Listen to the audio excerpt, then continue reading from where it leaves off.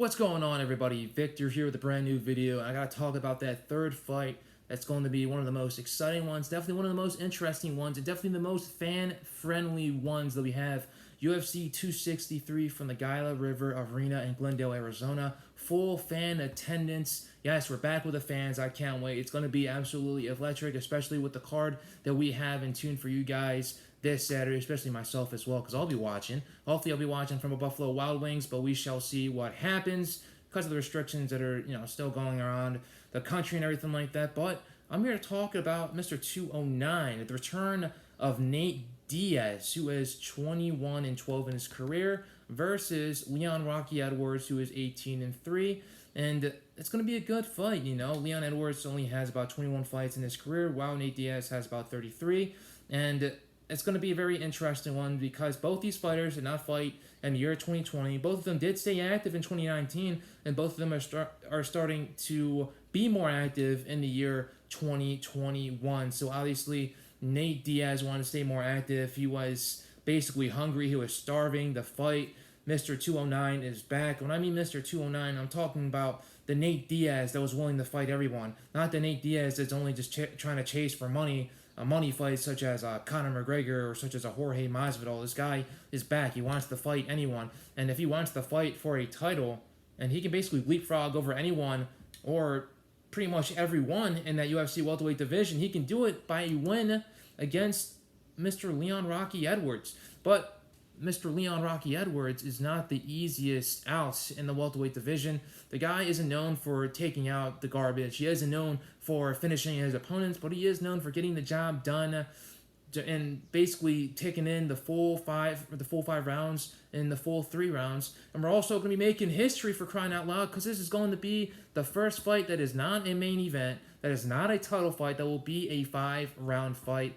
This is basically the third fight on the main card, because there will be six fights on this main card in general, and it's going to be a good one. Actually, there's going to be 5 fights. My bad. There's going to be 5 fights in total on this main card. They're going to be the third fight up on that main card, and it's going to be 5 rounds. And I believe there's a good possibility this fight can go the full 5 rounds, because both these individuals are not known for their finishes. Obviously, Nate Diaz's last couple of fights, he did lose to Jorge Masvidal. He did win against Anthony Pettis. He did have those back and forth fights against Conor McGregor. He did fight Mike Johnson. All these different guys in the UFC lightweight and also the welterweight division. He's also faced killers such as Rory McDonald in the past, Benson Henderson in the past, and RDA as well. He's basically fought this whole murderous rows of individuals that are in the welterweight as well as the lightweight division. If there's one thing about Nate Diaz, he doesn't like to cut weight, which is why he likes to fight in the welterweight division. Leon Edwards, his last couple of fights, obviously his last fight against Bilal Muhammad, he hit him with a very, very nasty eye poke. Muhammad's eyesight was obviously very much impaired, which caused the referee to waive off the contest, basically giving the result as a no contest. So there wasn't a loss, there wasn't a win, but there was just a lot of wasted time.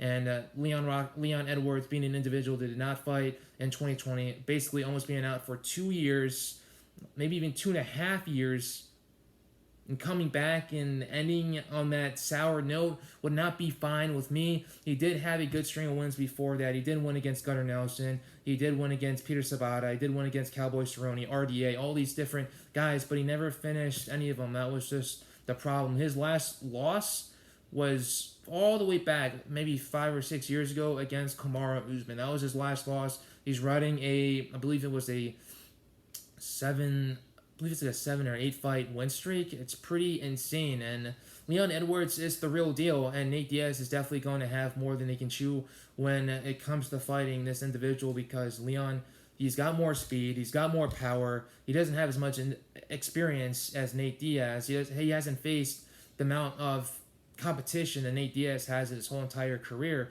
If there's one thing about Nate Diaz he's going to have an advantage in, it's not only just the experience, but it's with the boxing, it's with the jiu-jitsu, it's with a lot of different other things as well. And the crowd is definitely going to be on Nate Diaz's side. He's going to be fighting on home soil here in the United States of America.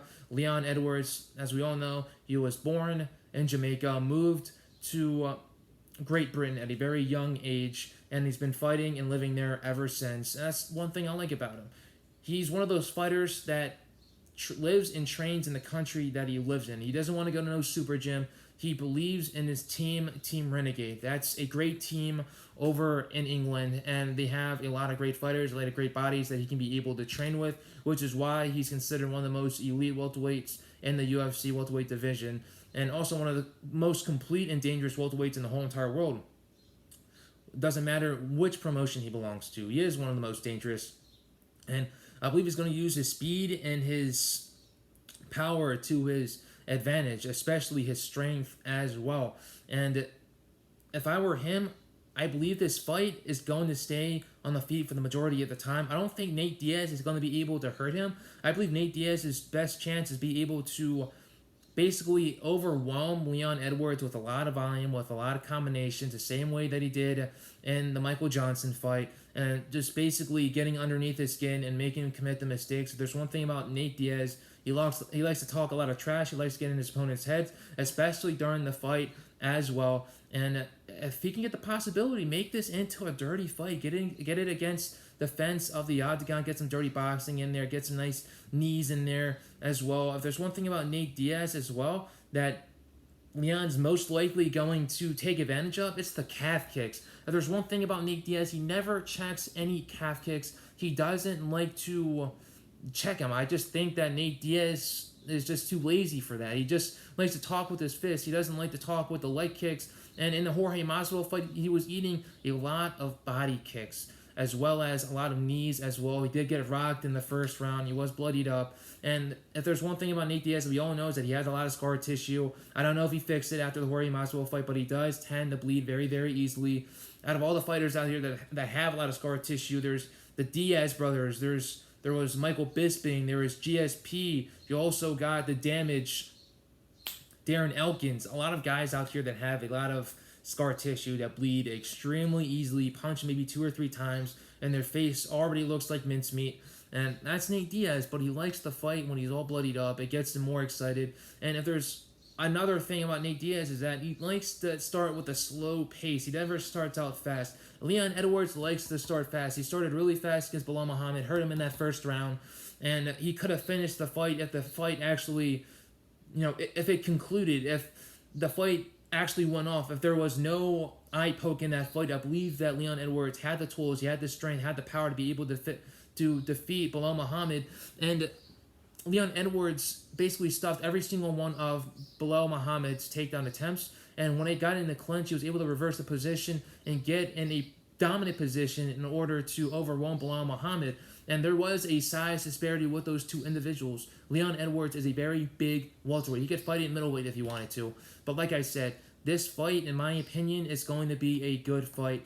Nate Diaz is most likely going to have to get it done either on the floor with a submission, and if not that, then he's going to have to get it done with a lot of volume, with a lot of combinations, and definitely having to evade. He's definitely going to have to use a lot of body movement and a lot of head movement, and his footwork is going to be on a different level. His footwork is going to have to be as great as it's never been before in the past, because if Leon Edwards is able to get in those shots that he had against Belal Muhammad, then I believe Nate Diaz is going to be finished for the second time or the third time or whatever in this UFC career. There's only been a couple guys to finish him. Obviously, there was Josh Thompson. He finished him with a head kick. Like I said, that head kick can be pretty brutal, and Leon Edwards rocked Belal Muhammad with a head kick. So if he decides he wants to go with the head kick for Nate Diaz, I doubt Nate Diaz is going to protect himself against it, blast it full speed ahead if I'm Leon Edwards, because that's going to be another disadvantage.